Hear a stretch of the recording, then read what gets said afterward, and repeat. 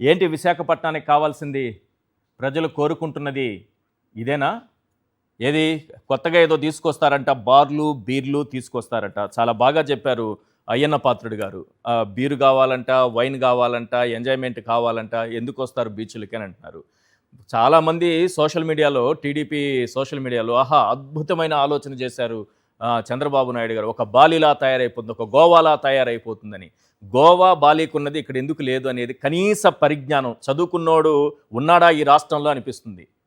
ఇట్లాంటివి ఇక్కడ ఎందుకు పెట్టరు? 950 కిలోమీటర్ల పొడవున పెట్టుకోవచ్చు కదా, అప్పుడు ఎందుకు పెట్టరు? 950 కిలోమీటర్ల పరిధి మొత్తం బీచ్ ఎందుకు కాదు? కనీస పరిజ్ఞానం లేని వాళ్ళని ఈ రకంగా ముంచేయడానికి చూస్తూ ఉంటే నిజమైన విజన్ ఏది? జగన్మోహన్ రెడ్డి గారిదా, చంద్రబాబు నాయుడు గారిదా?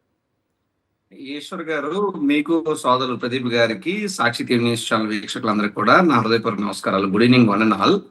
సార్, నాది ప్రాపర్ బై బర్త్ కానీ సిన్స్ జనరేషన్స్ కానీ పక్కా లోకల్ విశాఖపట్నం వాళ్ళం మేము. మా వైజాగ్ అనగానే అందరికీ కూడా, అంటే ప్రపంచవ్యాప్తంగా కూడా వైజాగ్కి ఒక ట్యాగ్ లైన్ ఉంది, సిటీ ఆఫ్ డెస్టినీ అని.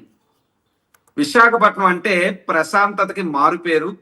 విశాఖపట్నం అంటే ఏదైతే ప్రకృతి సౌందర్యానికి విశాఖపట్నం మారుపేరు.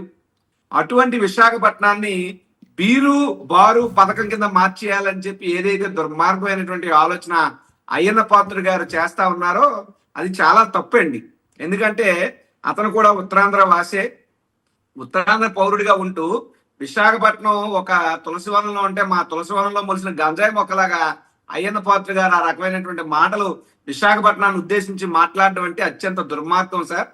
ఇంకొకటి ఏంటంటే, గతంలోని ఇప్పటికీ విశాఖపట్నానికి ఎవరు ఏం చేశారు అన్నది గమనిస్తే, పరిగణలోకి తీసుకుంటే విశాఖపట్నం మీద జగన్మోహన్ రెడ్డి గారికి, ఉత్తరాంధ్ర మీద కానీ ఈ తీర ప్రాంతం మీద కానీ జగన్మోహన్ రెడ్డి గారు ఎలాగా ఈ కారిడార్ ని నిర్మించాలని కానీ, లేదు అనుకుంటే విద్యా వైద్యం అనేటువంటిది మా పాలసీ మా పథకాలు అయితే, బారు బీరు అనేది తెలుగుదేశం పార్టీ పాలసీలా తయారైంది.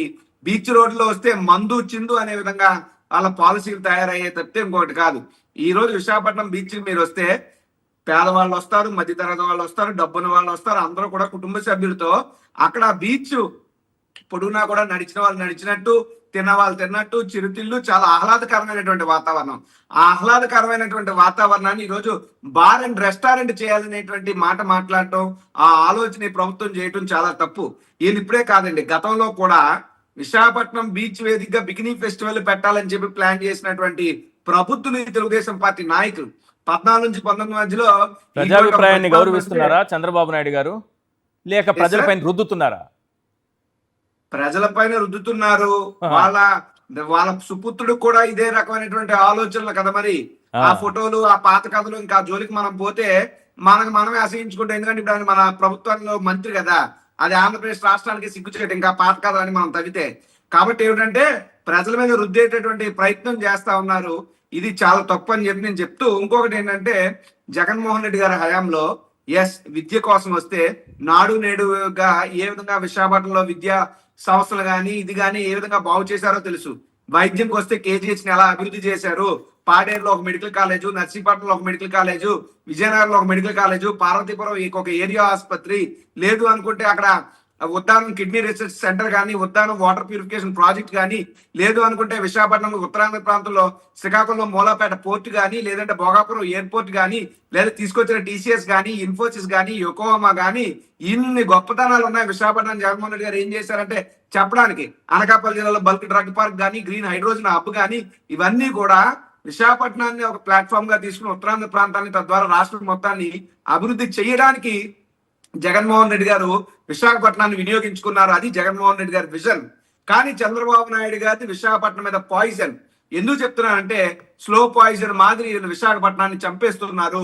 ఈ రోజు చూస్తే ప్రపంచంలో నాకు తెలిసిన నవమానవుడు ఉండేటటువంటి ఎక్కడా కూడా ఎకరం భూమి కదా, మొత్తం భూమి 99 పైసలకి ఎక్కడేస్తున్నారండి? ఏదైనా వేరే ఇంకో ఉపగ్రహాల్లో అమ్మాలి తప్పితే భూగ్రహం మీద ఆ రేట్ అయితే ఎక్కడా లేదు. అంటే విశాఖపట్నంలో భవిష్యత్తులో ఎవరు విశాఖపట్నంలో బతకడానికి లేకుండా చేస్తున్నారు. ఒకటి. రెండు, విశాఖపట్నంలో జలధార, మాకు తూర్పు కనుమలు అంటాం, ఏదైతే ఈస్టర్న్ ఘాట్స్ ఉంటాయో, విశాఖపట్నంలో మనకి ఈ ఇండిపెండెన్స్ రాక మునిపే మురసలో రిజర్వాయర్ విశాఖపట్నం నడిబొడ్డున ఉంటది. ఓ పక్క కంబాల కొండలు, ఒక పక్క కైలాసగిరి కొండలు, ఇంకో పక్క సింహాచలం కొండలు. ఈ కొండల అన్నిటి మధ్య నుంచి ఒక జలధార వచ్చి విశాఖపట్నం మొత్తం నీళ్లు తాగేటటువంటి అవకాశం మురసలో రిజర్వాయర్. ఈ రోజు 160 ఎకరాల సింహాచలం కొండని బోడిగుండు కొట్టేస్తూ విశాఖపట్నంలో నీళ్లు కూడా లేకుండా చేసే ప్రక్రియకి జరుగుతుంది. మీకు చెప్పాను, లెక్కేసుకోండి. ఓ పక్క భూమి అమ్మేస్తున్నారు, ఇంకో పక్క నీళ్లు లేకుండా చేస్తున్నారు, మరో పక్క నడిస్తే ట్యాక్స్లు వేస్తున్నారు, వాకింగ్ ట్యాక్స్లు వేస్తున్నారు. సో ఈ రకంగా విశాఖపట్నం చెప్పండి సార్. నడిస్తే కూడా ట్యాక్స్ వేస్తారు ఎవరైనా?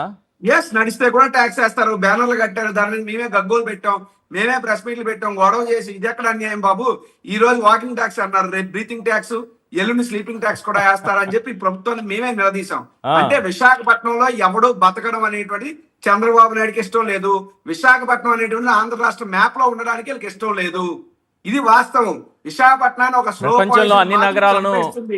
ప్రపంచంలోని అన్ని నగరాలను ప్రపంచ పటంలో పెట్టినటువంటి ఒక గొప్ప నేతను గురించి విశాఖనే ప్రపంచ పటం నుంచి తీసేస్తారని రివర్స్ లో చెప్తున్నారు మీరు. ఇది వాస్తవం కదా. ఇప్పుడు నేను చెప్పినటువంటి 3 మాటలు కాదని చెప్పండి. ఇప్పుడు నేను చెప్పాను, మనిషి బతకడానికి ఏం కావాలా? భూమి కావాలా, నీరు కావాలా, లేదా నడవడానికి ఆరోగ్యం కావాలా? నడిస్తే ఇబ్బందులు, నీళ్లు లేక ఇబ్బందులు, భూమి తీసేసుకునే ఇబ్బందులు. ఇంకా విశాఖపట్నం అంటే మనం బతకలేమురా బాబోయ్, పారిపోదాం పదా అనేటువంటి పరిస్థితులు విశాఖపట్నం క్రియేట్ చేస్తున్నారు ఒక పక్క. ఇంకో పక్క మళ్ళీ చూస్తే జగన్మోహన్ రెడ్డి గారు రుషికొండ దగ్గర ప్రభుత్వ భవనాలు నిర్మించారు, అత్యంత అద్భుతంగా నిర్మించారు. నోవాటల్ని తలదన్నే భవనాలు నిర్మించాడు.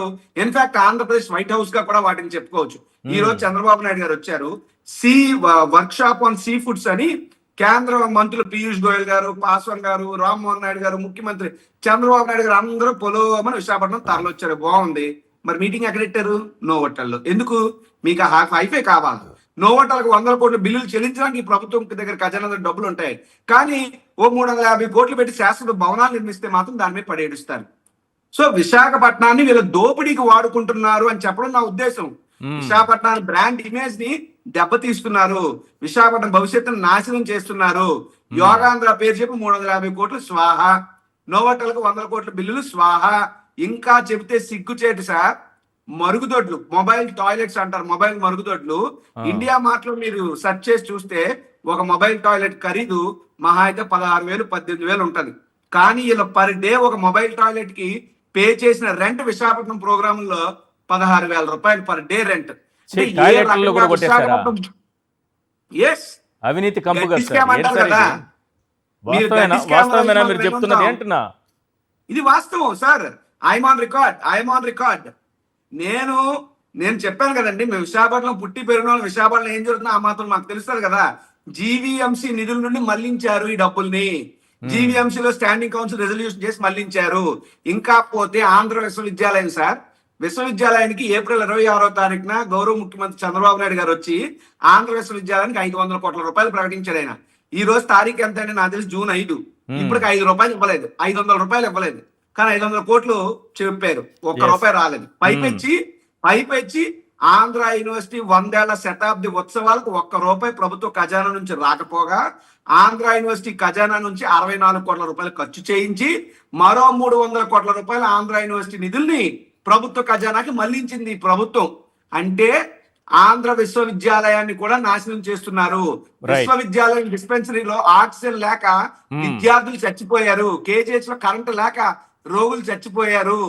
ఇదంతా వాస్తవం సార్. అంటే విశాఖపట్నాన్ని ఒక పీడలాగా చీడలాగా దాపరించింది ఈ కూటమి ప్రభుత్వం అని చెప్పడానికి నేను చెప్పినవన్నిటువంటి కూడా ఆధారాలతో కూడినటువంటి ఉదాహరణలు.